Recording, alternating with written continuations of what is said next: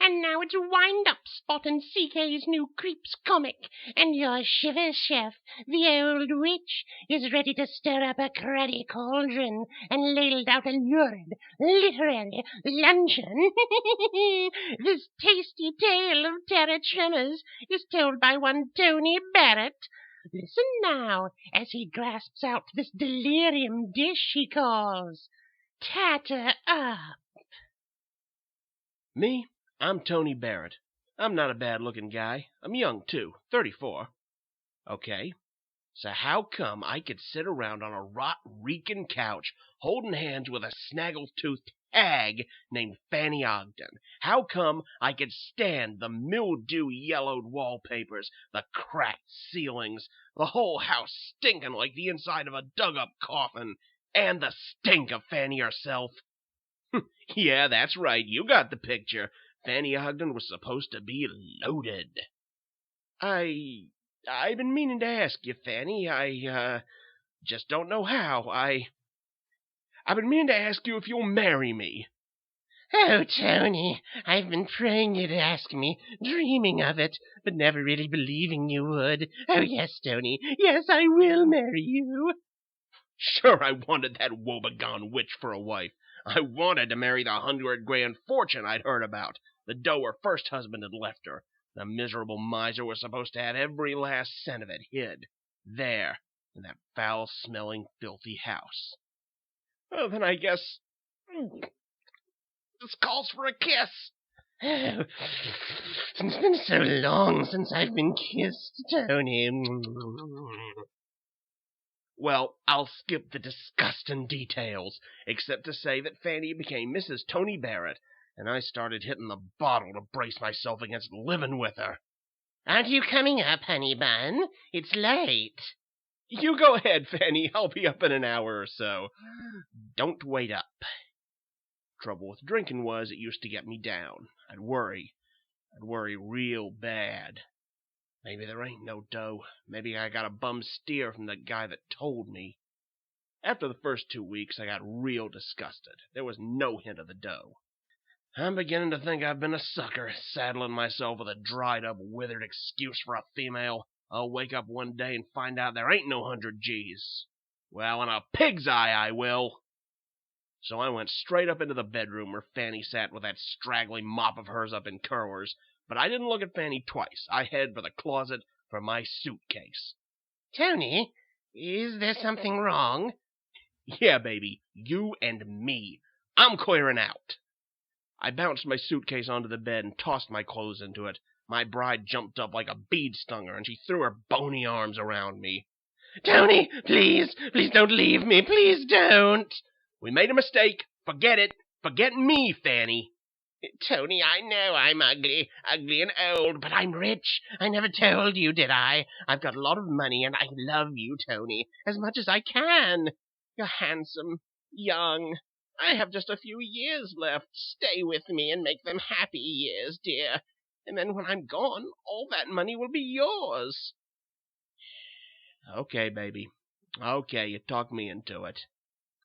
Well, turned out there was money after all. The guy'd been right. So I did my best to make Fanny happy. I stayed.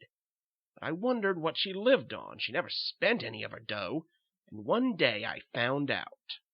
Is Mrs. Ogden at home? You! The guy I met! The guy who told me about her! I'm a rag man. Mrs. Ogden always sells me her old rags. Mrs. Ogden is Mrs. Barrett now, mister, my wife. Don't you remember me? You told me about her. You have a nice wife, sir. She's very good to me. She always has rags to sell me. I'm a rag man. Maybe I'm wrong, but I could swear it was you I met that night. But at that minute, Fanny trundled down the stairs with a load of old rags, men's suits, women's dresses, kids' clothes. The rag man grinned like an idiot when he saw them. Fine, Mrs. Barrett. Very fine. You get $7 for these. $7 for that old garbage? Wow! The old creep stopped cold and gave me a fishy stare like I'd insulted him. Fanny tried to cover up. Tony didn't mean anything. He just doesn't understand. Yeah, Mac, no hard feelings. You want to overpay, that's your business. Your wife has been good to me, and I try to be good to her. Here you are, Mrs. Barrett. After the ragman paid Fanny, he left. I felt pretty sick inside, you can imagine. What's with this rag business, baby? Where do you get 'em? I pick them up, Tony, here and there. Nice, huh? Being married to an old hag wasn't enough. Now I had to find out she was a rag picker besides. That was the last straw. I'd made up my mind when Fanny announced after lunch, I'm going out, dear, and don't be too lonely while I'm gone. Yeah, Fanny, sure. Fanny didn't say what she was going out for, but I knew it was to do some rag picking. Well, that was okay with me. That gave me time to rummage through the rubble-crammed attic after some pickings of my own. I gotta find that dough. I gotta find that dough and get away. Me, married to a toad-faced rag picker. I'd go nuts if I have to keep on living with her. I turned that attic upside down, but it was no soap. I didn't find a thing. It's gotta be in this house somewhere. You don't just hide $100 grand in a mouse hole. I'll find it if... Tony! Where are you, Tony? It was Fanny calling me. I went down and got nauseous looking at her, that patched and faded dress, the 2 different colored cotton stockings, and on her feet, no kidding, sneakers. She had a dirty sack stuffed full over her shoulder. Looks like hunting was pretty good today, Fanny. How much you got? $8 worth? Maybe 10? Where were you, Tony? I couldn't stand the mess around here anymore, so I started cleaning up in the attic. In the attic? Oh, well, that's nice. Fanny didn't seem disturbed about me nosing around up in the attic, so I figured that's not where the 100 G's was stashed away. I was all on edge waiting for her to go out again so's I could start looking somewhere else, but first the ragman turned up. I could swear he's the same guy who told me about Fanny. Such nice rags, Mrs. Garrett. Such beautiful rags. Finally, Fanny left with her rag sack, and I went to work on one of the upstairs rooms, feeling through battered, moth-eaten furniture, plowing through the trash-stuffed closet. It'll take me months to find that dough, a year maybe, unless I'm lucky. After a while, I got mad and ripped open the mattress on the old brass bed. I was so busy, I didn't hear Fanny sneak upstairs and creep into the room like a scrawny old cat, but suddenly I felt her there. Fanny, I'm glad to see you're still cleaning up, Tony. I could tell she knew what I was up to, because she had a smile inside that glinted through her eyes. She was laughing in her guts because I couldn't find her hoard, and that made me mad.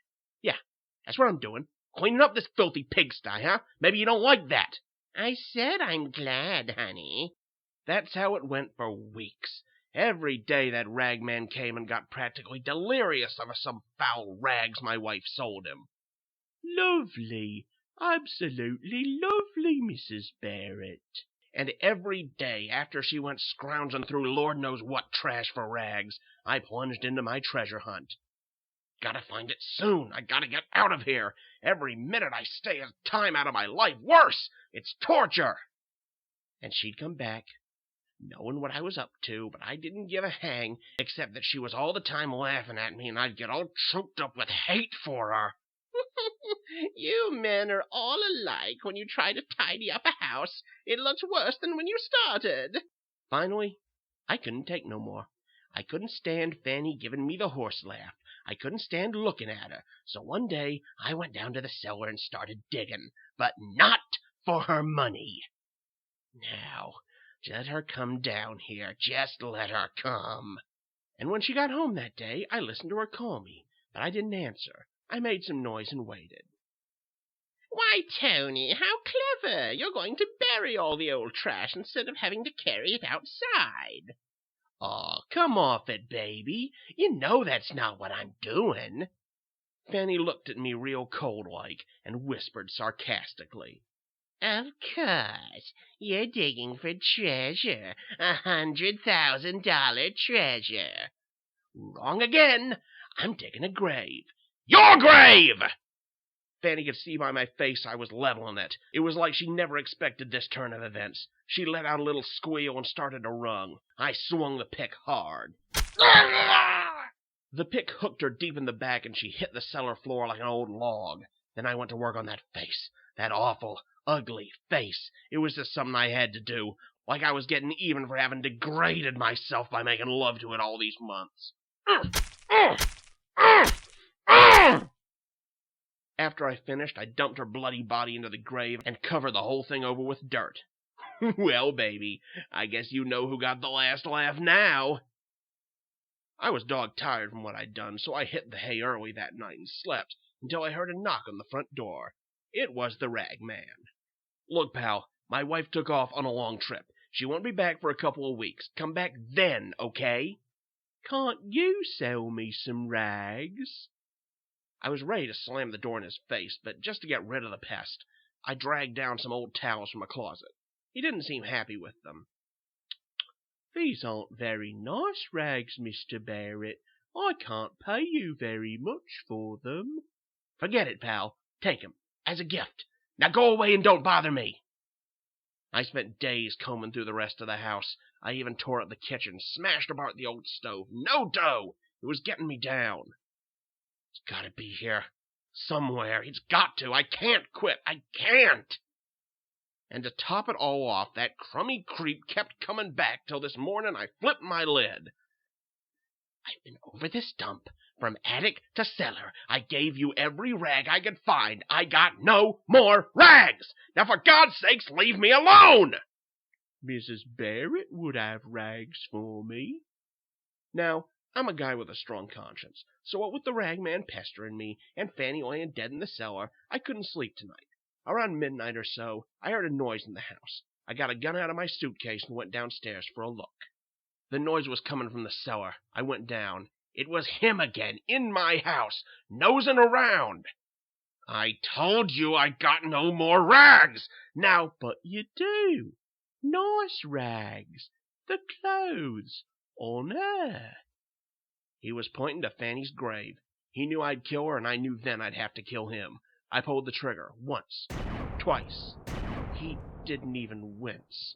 I couldn't miss you at such close range. I hit you twice. I can see the holes. I loved her, Mr. Barrett.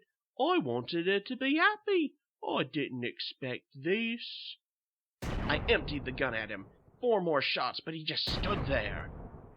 She needed more than I could give her. Someone young. Someone like you. That's why I told you about her money. I wanted her to be happy. Die! I shot you 6 times! Die already! I kept staring stupidly at the 6 holes burned into his chest, then I snatched up the pick. I swung it, catching him below the shoulder, sinking it into his back. You're not human. You're not. There's no blood. You're not even flesh and bone. Of course not, Mr. Barrett. He leapt at me, wrapping his hands around my throat. Funny kinds of hands, soft and stringy-like. He kept choking me, cutting off my air. I tore at his body, trying to make him lose his hold, and my hands came away with chunks of soft, foul-smelling rags. You're nothing but rags! That's why I sent you to her. She needed more than me. I loved her. But I knew she could never love a rag man.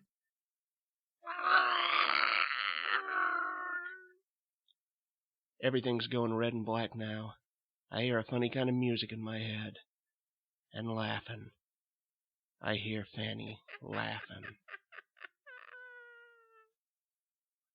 She's digging that ragtime music, no doubt, Tony. Well, don't feel bad. Now that you're dead, you won't have to dig it. They'll dig you. A grave, that is.